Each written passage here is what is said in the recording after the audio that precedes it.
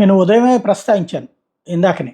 ఏదైతే తొలి సంతకం ఎందుకు పెట్టలేదు అంటూ వైఎస్ఆర్ కాంగ్రెస్ పార్టీ వాళ్ళు ప్రొజెక్ట్ చేస్తున్నారు సంతకం అయిపోగానే అనేది. బట్ ప్రధానమంత్రి ప్రోటోకాల్ ఉంటుంది. ఆయన ఎదురుగుండా అవన్నీ పెట్టకూడదు అని ఉండుండొచ్చును.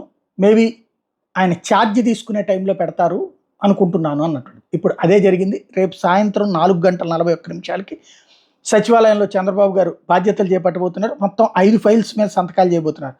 తొలి సంతకం మెగా డిఎస్సి మీద, రెండో సంతకం ల్యాండ్ టైటిలింగ్ యాక్ట్ రద్దు, మూడో సంతకం 4,000 పింఛన్ పెంపు, ఇది మూడో సంతకం 4,000 పింఛన్ పెంపు, నాలుగో సంతకం అన్న క్యాంటీన్ల పునరుద్ధరణ, ఐదో సంతకం స్కిల్ సెన్సెక్స్ మీద చేయబోతున్నారు. ఇందులో ప్రధానమైనటువంటిది నిరుద్యోగుల ఆశల్ని తీర్చేటటువంటి మెగా డిఎస్సి, ల్యాండ్ టైటిలింగ్ ఏదైతే మొన్న గందరగోళానికి దారితీసిందో ఆ అంశాన్ని రద్దు చేయటం, మూడో సంతకం 4,000 ప్రతి ఒక్కరికి పింఛన్ ఇవ్వడం, వచ్చే నెల నుంచి ఇంప్లిమెంట్ చేసేటటువంటిది. అయితే ప్రస్తుతం కొత్త వాళ్ళది 50 ఏళ్ళ వాళ్ళకి పెన్షన్ కాదు, ఇప్పుడు ప్రస్తుతం పెన్షన్ పొందుతున్న 65 నుంచి 67 లక్షల మంది ఎవరైతే ఉన్నారో వికలాంగులు, వితంతు మహిళలు, ఇట్లాంటి వీళ్ళందరికీ కూడా అందులో 4,000 మామూలుగా, అదే సందర్భంలో వికలాంగులకు 6,000 పెంపు అన్నటువంటిది.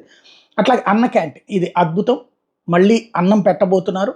ఆనాడు ఎలక్షన్స్కు ముందు 6 నెలల ముందే చేశారన్నటువంటి ప్రచారం కాబట్టి ఈ దఫా అట్లా కాకుండా తను అధికారంలోకి రాగానే చేస్తూ ఉన్నారు. ఇది మంచి పని.